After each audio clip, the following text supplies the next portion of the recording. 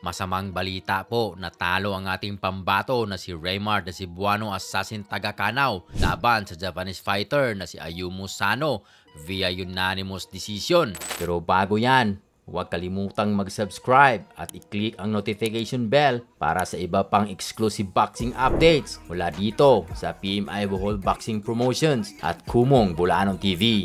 Masamang balita po para sa mga tagahanga ng ating Pinoy Boxing. Natalo ang ating mandirigmang Cebuano na si Raymart the Cebuano Assassin taga Canao sa kamay ng Japanese fighter na si Ayumu Sano via unanimous decision matapos ang 12 rounds sa matinding bakbakan sa Bishkek, Kyrgyzstan. Ang laban ay para sa WBA Asia Super Flyweight Championship kung saan si taga Canao ang depensang champion. Mula sa unang round, ipinakita ni Sano ang kanyang technical na galaw at matinding disiplina sa ring gamit ang jab at footwork upang pigilan ang agresibong estilo ng Cebuano Assassin. Habang si taga Canao ay walang tigil sa pagsugod, pilit hinahanap ang pagkakataong makabagsak, ngunit matatag at kontrolado ang naging depensa ng Hapon. Sa bawat round, parehong nagpakita ng puso at determinasyon ang dalawang boksingero.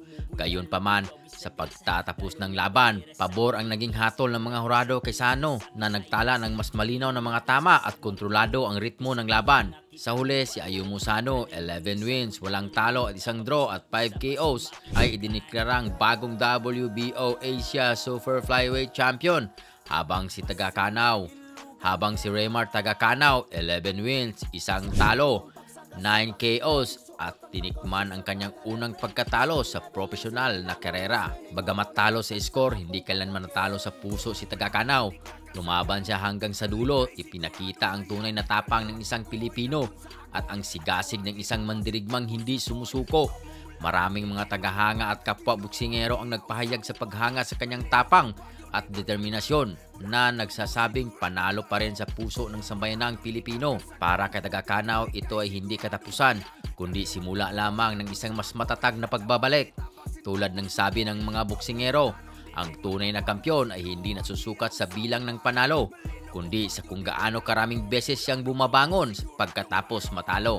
Ito na ang final result. Japanese fighter Ayumu Sano defeated Raymart taga Canao via unanimous decisions. The new WBA Asia Super Flyweight Champion. Kumong Bulanon di ni matapang, Ginoo ang giyaw sa mo parang malinog o bagyo di makatarong. Bulanog dugo siguradong barong.